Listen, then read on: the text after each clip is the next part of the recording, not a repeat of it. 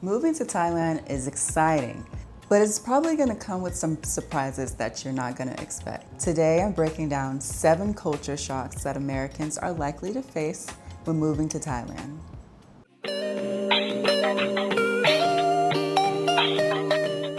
I've experienced these myself, and knowing these ahead of time will help you to adjust a little quicker. When I began planning my move abroad, I had so many questions. How much does it actually cost to live overseas? How do I go about finding housing? And what am I going to do about income? I've been through it all, and I'm aware so many of you have some of the same questions. So I created assistance for you in the form of digital products to help you along your journey. This is going to be guides, this is going to be checklists. There's a link down below in the description where you'll find assistance with what to do to prepare, finding the right neighborhood, and securing housing, even how to earn income online so you don't feel stuck. If you have been called to move, it is better to start preparing now.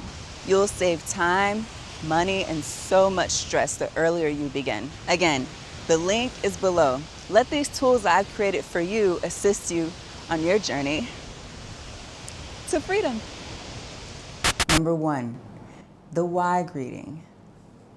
In addition to Sawadee for women and Sawadee Krap for men, Thais will generally greet each other with a slight bow of the head and pressing their hands together in this fashion. And from what I know, Thai people who watch my videos, correct me if I'm wrong, but the way that I understand it is the more senior someone is to you, or the more high ranking someone is, like in government or such, that determines how far down you bow your head. You will see the Y greeting is used quite frequently, and sometimes it doesn't include pressing the hands together, sometimes it's just a nodding of the head. Respect for age, seniority, and social hierarchy is deeply ingrained into Thai culture. While we are typically accustomed to a casual handshake or hugs, here respect is shown through gestures and language. Number 2, removing shoes indoors. Shoes are considered dirty. Of course, it should be removed before entering homes, temples, and sometimes even certain shops. In the United States, keeping shoes on indoors is common, but in Thailand, forgetting to remove them can be seen as disrespectful. Although this practice is not deeply ingrained into American society, I can say that in my household growing up, this was something that we absolutely did as a family. This is a practice that I've continued on into my life, so I think that is very common for a good amount of Black American households. I'm not sure if you are Black American. Let me know in the comments. Is this something that you did as well growing up? But just for everyone, generally speaking, this is something you will see quite frequently, even when you go get your nails done. Yes, girl, you are taking off those shoes before you come inside. And some shops, they will have kind of like shop slippers for you to put on as you enter into the store, or the shop. So, removing shoes indoors, yes, this is something different from what we typically practice in the United States. Number 3, the Mai Pen Rai mentality. Mai Pen Rai roughly translates to, it's okay, don't worry about it. Thais often prioritize harmony and calm over rushing. Americans used to efficiency might find this laid-back approach frustrating at first. This is similar to what I referenced in the pros and cons video that I just released not too long ago, where I was talking about, sabai sabai.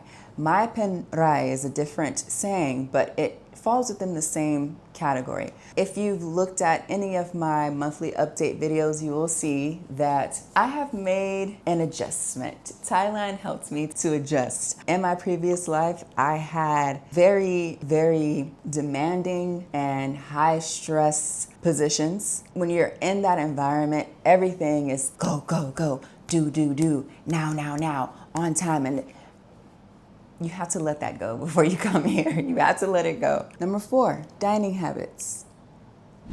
I will start off by saying, street food is not sketchy.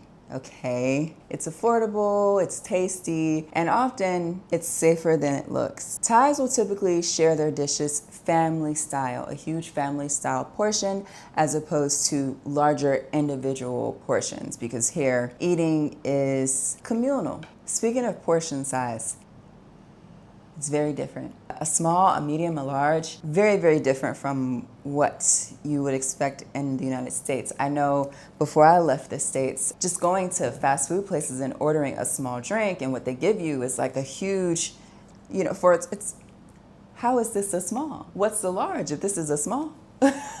In Thailand, things are a lot different. The portion size, yes, it can contribute to you dropping some pounds, but at the same time, everywhere you go, there's food, food, food, food. Everywhere you look, food, food, food.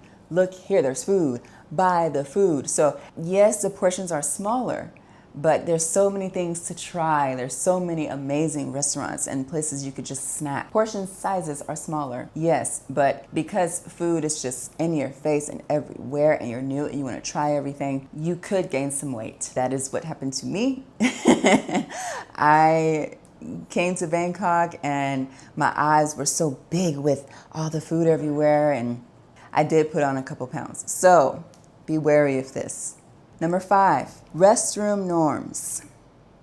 Listen, when you go to a public restroom, toilet paper isn't always provided, okay? What Thais use is what's called a bum gun. Basically, it's nicknamed a bum gun. It's a sprayer, okay? It's not an actual bidet that's hooked onto the seat of the toilet, but it's like a sprayer that you would have on your kitchen sink. Same thing, it's just hooked onto the toilet. Some public establishments will just have the sprayer and that is it. Nothing to wipe with at all. So I would suggest, I'm not telling you how to clean yourself or anything, but you may want to carry wipes on you whenever you leave your home. I'm not sure how how your personal hygiene routine is, what's acceptable for you, what's not acceptable, but yes, either carry toilet paper or wet wipes on you when you're leaving and going somewhere, because there's a high probability that there will be nothing to wipe yourself with. This is something that some expats, they just adapt to and they don't feel the need to wipe themselves. They just use the bum gun. But if you are a wiper, make sure you have some wipes. I would say like those individually packed wipes are perfect for on the go. Number 6, the approach to personal space and noise. Thailand as a country is lively. It's very social. There's markets, there's buses and trains. It's crowded. Bangkok specifically, if I can compare Bangkok to any city in the United States, I would say it's a mixture between New York City and Las Vegas. Bangkok's population is around 12 million. You get the city vibes of New York, some of the attitudes of New York, the largeness of New York, and mixed with the services provided in Vegas, that's Bangkok. Thailand in general, Bangkok specifically, very lively. As far as personal space is concerned, if you are taking the BTS, please understand, at a certain time of day, either in the morning time when everyone's getting ready for work and school, trying to get off and start their day, or around 3, 4, 5 p.m., the BTS is going to be crowded with commuters, okay? And there's really not a lot of space, okay? There's a term for this in the Army called nut to butt. When you are right there up on each other, that is what it is like, and that is normal. I will say that it's uncomfortable because you're breathing on people, they're breathing on you. Very uncomfortable. I will suggest that in those situations that you do wear a mask. But I've never smelled anyone who had extremely bad BO. There's never been any foolishness on the BTS. Everyone's just kind of face and phone because everyone's uncomfortable. So everyone's just kind of like on their phone. It's very quiet. So you have that going, but personal space will be invaded. And noise, because Bangkok is so large and there's so many people. You're gonna have the horns blaring from the cars and the motorbikes. You're gonna have the sirens blaring. It is very noisy. So if you're not used to living in a large city in the States or wherever you're coming from in the West, understand that you're gonna have to prepare yourself for the level of noise and, in some instances, the lack of the personal space that we are used to in the West. Number 7, saving face. Although there's a clear effort to make expats from the West very comfortable, please understand this is a different country. Many Thais do not speak English. You're gonna have to use Google Translate or another type of translation app or service. You could also buy those. I don't know if you know about them, but there's earbuds that will automatically translate languages for you. You can get those on Amazon, actually. Anyway, saving face is something that Thai people practice, and if you don't know about it, you can come off to Thais as disrespectful. For example, generally speaking, in the United States, being direct with your thoughts, your wants, your needs, being very clear on what things are, what things aren't. These are qualities that are highly sought after. They're very much respected.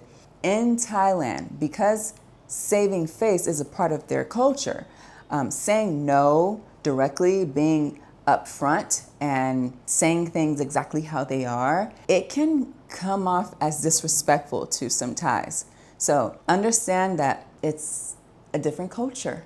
Even in the States, there's a certain way that you would be direct and be upfront, right? You have to do these things with tact. You know, you can't just blare off at the mouth and expect people to respect that. You couple the directness and the clarity with tact, right?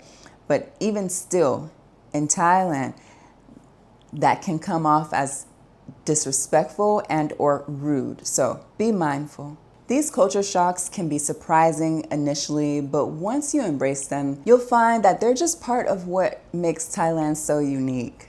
Now, if you're considering making the move, I have taken the time to create a collection of resources that includes a moving checklist that's really good for anywhere you want to move out of the United States. Not only just for Bangkok or Thailand, but if you're trying to go to Spain, the Dominican Republic, somewhere in Europe, the moving checklist is great. And it's free.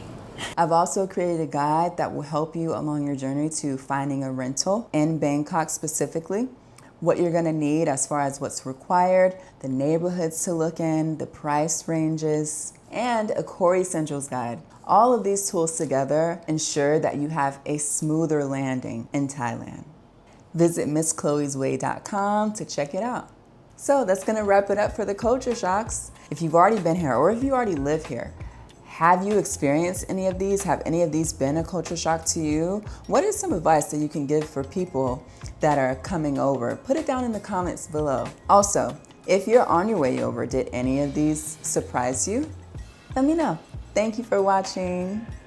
You know I appreciate you, your likes, your comments, your hypes. Hype is like a new thing on YouTube. I just found out about it, so I'm not sure exactly what it does, but hype me up. I'm not gonna put that in the video. Am I? I may. And I hope you're well. You know what I say. Physically, mentally, emotionally, spiritually, financially. Thanks for watching, guys. I'll see you on the next one. Bye.